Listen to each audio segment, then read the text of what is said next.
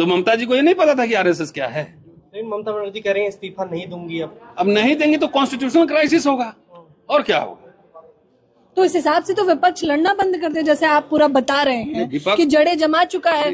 जमा चुका है तो देखिए, इसी जड़े जमाए हुए सरकार और संगठन के खिलाफ 3 बड़े आंदोलन हुए। एक आंदोलन हुआ था SC/ST एक्ट वाला 2018 में, सरकार को अध्यादेश लाना पड़ेगा। दूसरा आंदोलन हुआ था रोस्टर के सवाल पर, सरकार को अध्यादेश लाना पड़ा था। तीसरा आंदोलन हुआ किसानों का, सरकार को झुकना पड़ा था। मेरा क्या कहना, ये सरकार अभी भी झुकेगी। हिंदू जाग रहा है तो ये दलित बैकवर्ड नेता सब क्या कर रहा है? हिंदू है, मंदिर में घुसने दे रहा है, घोड़ी पे चढ़ने दे रहा है, पानी पीने दे रहा है, काहे का हिंदू है बे? कौन सा वाला हिंदू है? बाबा साहब ने एक टर्म यूज किया था पूना पैक्ट के समय कि आप चाहें तो मुझे कॉन्स्टिट्यूशनल हिंदू कह सकते हैं। हिंदू शब्द कहां से आ रहा है? 19th सेंचुरी का ओरिजिन है। उसके पहले कौन लिख रहा था हिंदू धर्म? अब हिंदू की राजनीति पिट गई, सब सनातन ले आए हैं। अब हिंदुत्व पे बात नहीं कर, सनातन कहां लिखा हुआ, कौन सा टेक्स्ट में क्या ले, उसका पूरा डिफाइन करे ना। लेकिन एक बात बताइए, ममता जी को जेडीयू से सीख नहीं मिला, बीजेडी से सीख नहीं मिला, शिवसेना से सीख नहीं मिला, अकाली दल से सीख नहीं मिला, सपा से है ना? बीच में मत बोलो ना यार, सपा से क्या है? तो आ रही सर, हम क्या बोल रहे हैं, बीच में बोलोगे तो बंद कर देंगे इंटरव्यू। पटर जब बोले लेट मी कंप्लीट फास्ट। ये क्या वहां पे 20 साल से 25 साल से अलायंस में है ना, तो जेडीयू का क्या हाल किया? धीरे धीरे ये जो है ना निगल लेता है इससे। जिसके साथ गया भाजपा आरएसएस किसी का सगा नहीं, जिसके साथ गया उसी को निगल लिया, उसी को खत्म कर दिया। ये एक्सपीरियंस है। जेडीयू का हाल देखिए, अब सम्राट चौधरी बीजेपी से है वहां पे, अब तो धीरे 20 साल लगा। आरएसएस बहुत प्लानिंग करती है, इस स्थिति में लाने के लिए आरएसएस ने 100 साल प्लानिंग की है, 100 साल। और जेडीयू को इधर अब खत्म ही करेगा, कुछ दिन की बात है, चिंता मत कीजिए। बीजेडी बहुत गुडी थे नरेंद्र मोदी के साथ, गुडी थे ना, एकदम फ्रेंडली फाइट। सीधे साफ निकल गया, शिवसेना के कंधे पर चढ़ के गई थी। कहां? महाराष्ट्र में बीजेपी को कोई नहीं पहचानता था, शिवसेना को पहचानता था। उसके कंधे पे चढ़ गए, शिवसेना तोड़ दिया। अकाली दल का क्या हाल किया? उसी तरह से ममता जी को यह बात नहीं समझ में आई, इतने सीनियर लीडर को, कि आप जाके एनडीए में गए थे, 2 बार मंत्री बने, आपने अपने 15 साल के कार्यकाल में आरएसएस के लिए दरी बिछा के स्वागत कराया, पूरा फैलने दिया। तो धीरे धीरे आरएसएस बहुत पेशेंस रखता है, धीरे धीरे जड़ जमाते जमाते आपको निगल लिया। ये किसी 9th क्लास बच्चा जो ही पॉलिटिकल साइंस की किताब पढ़ा होगा कि आरएसएस की क्या फिलॉसफी है, 1 नेशन 1 लीडर 1 पार्टी की फिलॉसफी है। ये नहीं समझ में आ रहा इन नेताओं को कि 1 फिलॉसफी 1 नेशन 1 लीडर इसकी पार्टी है, हिंदू राष्ट्र मनुस्मृति का राष्ट्र इसकी पार्टी है। क्या इन नेताओं को ये नहीं समझ में आ रहा है? और खास तौर से तो मैं कई बार कह रहा हूं, आज भी कहा मैंने, कि कथित अम्बेडकरवादियों के कंधे पे चढ़ के आ रहा है हिंदू राष्ट्र। इन नेताओं को लगता है कि मैं लुटियन जोन के बंगले में रह रहा हूं। फुल फ्लेजेड हिंदू राष्ट्र आने दीजिए, इनको भी मरेंगे डंडे, बंगला से घसीट के निकालेगा। अभी जाके लुटियन जोन में देख लीजिए, सारे बड़े बड़े बिल्डिंग टूट रहे हैं, अपार्टमेंट बन रहे हैं। अब एमपी के लिए भी अपार्टमेंट है, बंगलो नहीं, लुटियन जोन में अपार्टमेंट बन रही है, 4 रूम के अपार्टमेंट। तो जितने ही दलित नेता सब हिंदू राष्ट्र की पालकी ढो रहे हैं, जब फुल फ्लेजेड कमांड में पूरा मशीनरी आ जाएगा तो डंडे तो इन पे भी पड़ने हैं, चाहे अठावले हो, मांझी हो, चिराग पासवान हो, इन पे भी पड़ने हैं। अब आपको याद करेंगे, अब याद करें न करें, हम तो बोलते ही रहेंगे।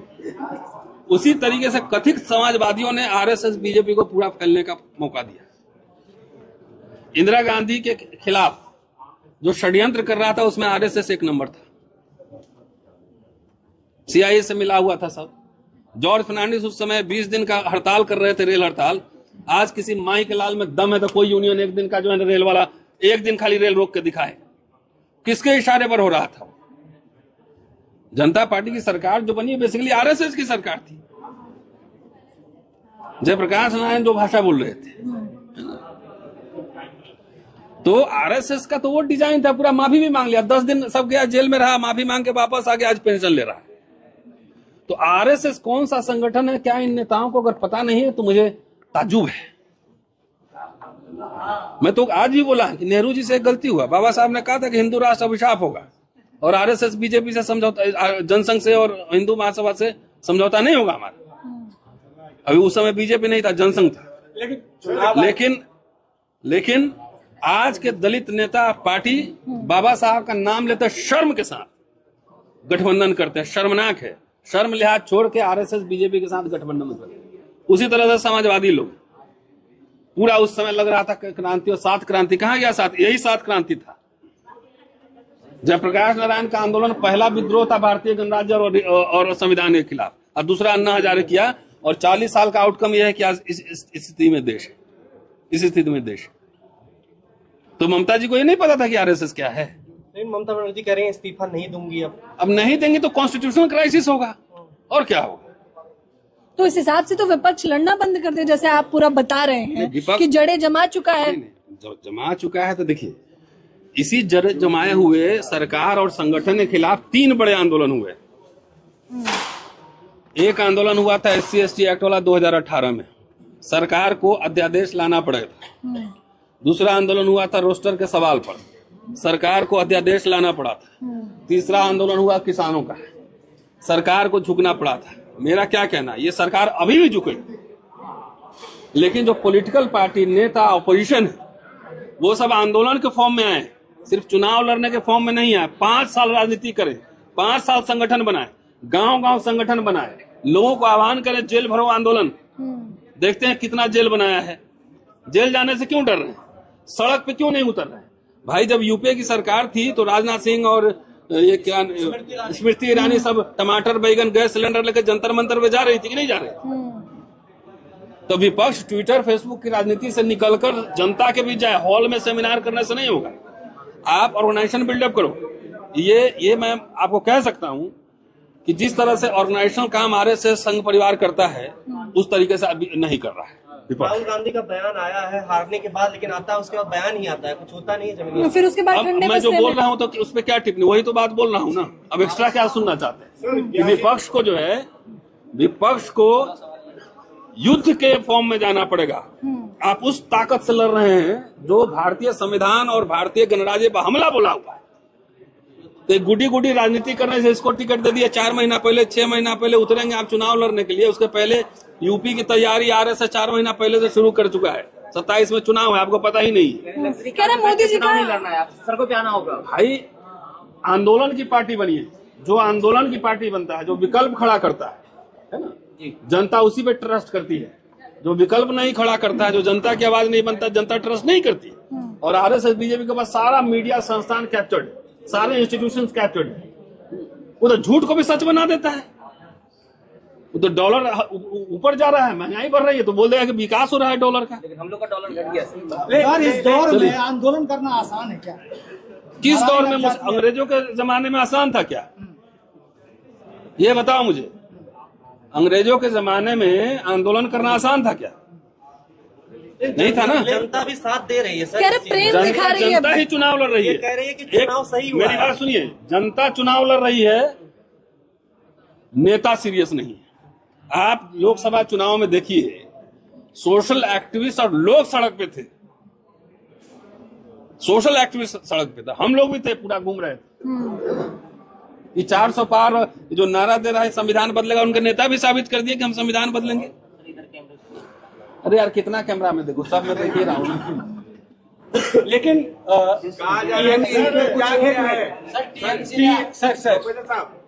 शुभेंदु अधिकारी कह रहे हैं कि सनातन की चीज हुई है, हिंदू जाग गया है। हिंदू जाग रहा है तो ये दलित बैकवर्ड नेता सब क्या कर रहा है? हिंदू है, मंदिर में घुसने दे रहा है, घोड़ी पे चढ़ने दे रहा है, पानी पीने दे रहा है। काहे का हिंदू है बे? कौन सा वाला हिंदू है? बाबा साहब ने एक टर्म यूज किया था पूना पैक्ट के समय कि आप चाहें तो मुझे कॉन्स्टिट्यूशनल हिंदू कह सकते हैं। हिंदू शब्द कहां से आ रहा है? 19वीं सेंचुरी का ओरिजिन है। उसके पहले कौन लिख रहा था हिंदू धर्म? अब हिंदू की राजनीति पिट गई, सब सनातन ले आए हैं। अब हिंदुत्व पे बात नहीं कर, सनातन कहां लिखा हुआ, कौन सा टेक्स्ट में क्या ले, उसका पूरा डिफाइन करे ना। तो मैं तो देखिए, इसका काट इस सांप्रदायिक उन्माद और जातीय उन्माद का काट है सामाजिक न्याय। जब तक हमारे नेता, हमारे देखिए पूरा आधा बिक चुका है, जो नेहरू, इंदिरा और राजीव गांधी के जमाने में इंफ्रास्ट्रक्चर बना था, बिक चुका है, यूनिवर्सिटी बर्बाद हो रहे हैं, स्कूल बंद हो रहे हैं, सब कुछ बंद हो रहे हैं। क्या इसको मुद्दा, एक मुद्दा बनाइए जो पहले दलितों को आरक्षण राइट्स मिले हुए थे, प्रोटेक्शन था, वो है क्या? ये तो समाज भी समझे ना कि जिस नेता को वोट दे रहे हो जाकर उसको घेरो पहले, जिसको नेता बनाए हो। तो जात जात का नेता बनाओगे तो जात के नेता को आरएसएस बीजेपी लॉलीपॉप देके खरीद लेता है ना। सनातन में बताओ ना, राम मंदिर में एक दलित को जाके बनाओ शंकराचार्य हो, तो मुख्य पुजारी बनाओ। लेकिन सब टीएमसी आरोप लगा रही है कि कांग्रेस राहुल गांधी बी टीम है, जो बी टीम का काम किया हमें हराने के लिए। चलिए देखिए, डेमोक्रेसी है, सबको अपना बोलने का काम है। राहुल गांधी ने भाजपा के साथ मिलकर तो सरकार कहीं नहीं बनाई है, कांग्रेस ने बनाई है। लेकिन आरोप एक मिनट, एक आरोप तो कोई भी कुछ लगा सकता है। कांग्रेस पार्टी ने आरएसएस को बैन भी किया है, भी जानते हैं, 3 बार, कभी समझौता नहीं किया ना। लेकिन एक मिनट ठहरो, ये ममता जी, बीजेपी सरकार,